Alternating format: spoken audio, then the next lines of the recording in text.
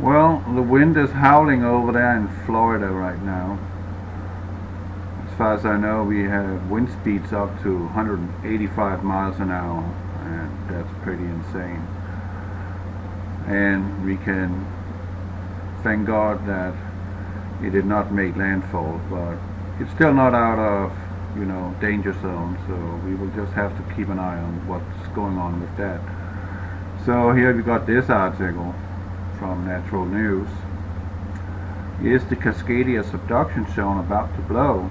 Well, there's been a lot of talk about that for a while now, so I'm just going to read the article. It's not that long.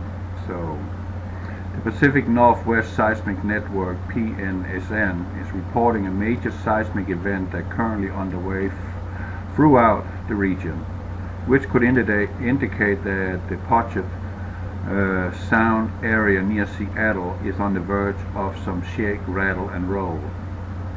Known as a slow slip event or an episodic tremor and slip (ETS), the rumbling being detected isn't necessarily out of the ordinary, as ETS cycles typically occur every 14th month or so. But with the recent sizable shakes in the Southern California, coupled with the fact that the big one is long overdue for the Pacific Northwest, PNW, some are speculating as to might be brewing. Though it didn't receive much media coverage, a 4.6 magnitude quake struck the Puget Sound area back in July, right around the time that the Southern Californian experienced a pair of even larger quakes at near Ridgecrest, which I said from the get-go, looking at the seismographs, that this does not indicate an earthquake, it does not indicate an underground explosion, it indicates volcanic activity. So, and the ground is shaking, and has actually struck fissures in it. So magma is rising from underneath and pressing upwards, and that's why there is fissures in the ground around Ridgecrest. And that's just what I'm saying. It's a new volcano, and this volcano, I am very certain, will blow at some point in time, and it might be within a very foreseeable future, but we will have to keep an eye on it and keep an eye on the tremors around this area. So since the 4.6 was the largest quake to strike the area in some time, seismic experts are taking notice and investigating. According to Steve Malone, a professor of emeritus of PNSN, the latest ETS cycle near Seattle more likely began on August 11, with its first hit just south of San Juan Island, and so far the subsequent tremors appear to be increasing in strength, indicating that the potential for larger quakes in the near future. A large earthquake in this region could actually trigger a volcanic eruption in Ridgecrest, because they are all interconnected. This whole area is all interconnected. I have a video on my channel called Supervolcanoes in the Pacific Northwest, and I'm going to put the link below, and I just want you to go have a look at it and see what the history in the Pacific Northwest and North America as a mainland, how history regarding that has looked. And unfortunately, we are in this situation that the Northwest of America will, a long time, will have volcanic eruptions, because it is a volcanic zone. It's not just an earthquake zone with fault lines, subduction zones. It is also a very active volcanic area from Yellowstone and all the way to the west coast and all the way down to the border of Mexico and Washington too. All that, there are many volcanoes. Many are extinct, but if there is a lava tube in one of the volcanoes, they don't negate the chance that a volcanic eruption can occur. They can occur anywhere. Let's just say that. And with the heating up of the core of the planet because of our immediate surroundings, meaning the sun and the cosmic rays, is making the Earth boil from the inside. Of course, volcanoes and earthquakes are going to pop everywhere, and that is exactly what we're seeing. Seeing earthquakes increasing in frequency and intensity, and we have over 60 now active volcanoes, not sub but top surface. What we have on the sea floors, well, that's something we can only guesstimate. As far as I know, there should be around 10 million vents in our oceans combined, and how many of those is erupting, I have no clue, because NASA or the science community, they know more about space than they know about our own oceans. So let's just say we don't have a clue, absolutely no clue. So over this week, tremor of an average has gotten stronger and more frequent, but it's not yet as near continuous as during some of the previous ETS events. Malone wrote the network blogs.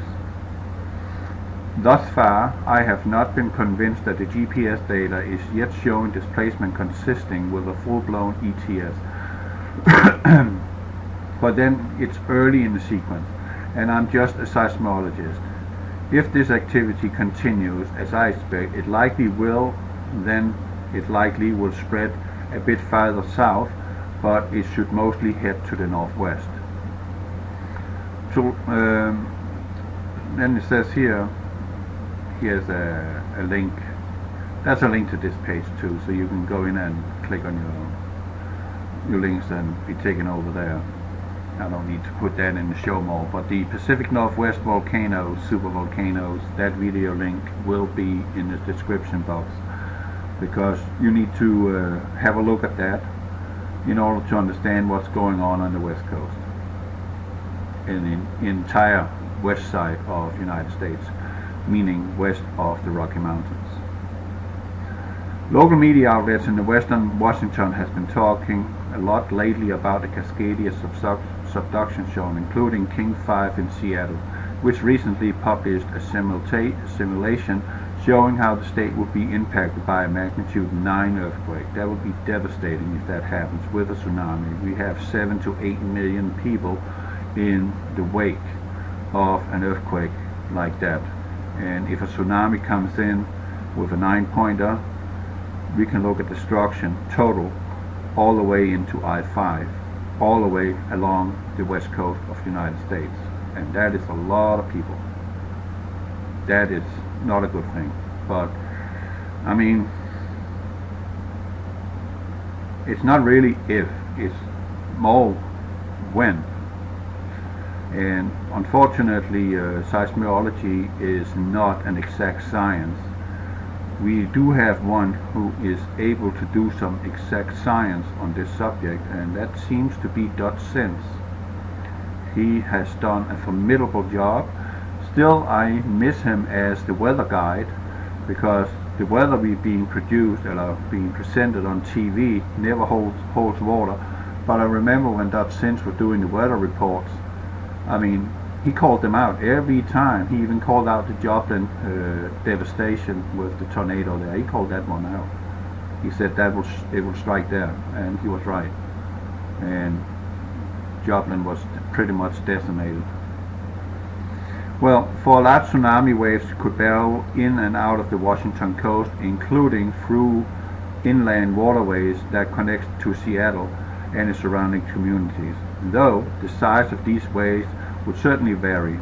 Washington's chief hazard geologist Corina Forson notes that they would be generally incredibly tall and thus devastating. That's what I'm saying. There will be 7 million people in the line of water if that is to take place. Another concern is what's known as through, which is when water levels suddenly recede following an earthquake, following their rapid return ashore. Well, if you see water rapidly going away from the coastline, I suggest you run, and you run fast. Get in your car and go, go, go. Don't look back. Go east, east, east, east. Okay? That's very important. That's one of the things we struggle with messaging. Forson told King 5, which used the example of the massive 2004 Indian Ocean tsunami that pulled water out from the beach before sending it roaring back, killing many. Many? Let's say 250,000 people died that day. 240,000 people died. And there have even been speculations, as far as I know, that this earthquake was man-made. And if it is, it wouldn't surprise me, because they do have this technology. They got seismic devices that can set off earthquakes. And ever since World War II, the military-industrial complex with the Navy has been very busy exploring in the technology of seismic weapons, because if you can make a seismic weapon and create large devastation, you pretty much don't have to fire a bullet and lose man, but the enemy or the target will lose a lot. So that makes sense. So another concern is the fact that the Cascadia Subduction Zone is located right next to the Fuca tectonic plate, which plunges underneath the North American plate.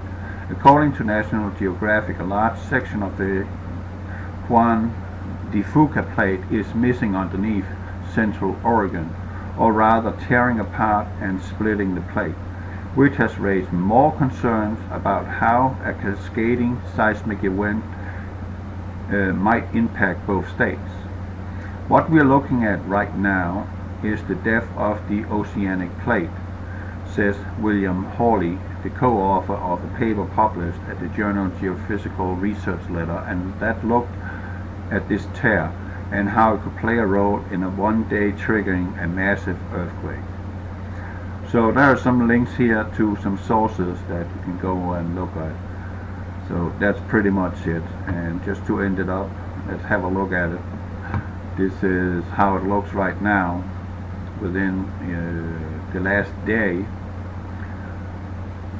in the Pacific Northwest here. And we have a big one up here in Alaska. What size is that? I think it was a 5. Can't really see it. Yeah, 5.0. This is right now 5.0. And it was a deep one, because it's not raising up above the ground. So this is what it looks like right now. They're not huge, but they're prevailing. And this is an area we need to be concerned about, right here. And here Dot Sims was pointing something out. They have a lot of buoys in this region, and they are part of the detecting system if there's movement in the water, meaning lateral movement, not horizontal but lateral movement. That's what they're detecting. So if one of these buoys all of a sudden make a big skip, there might be a slip underneath here, and we might look at maybe tsunami. So this is it, just a heads up. Nothing new under the sun. God bless you.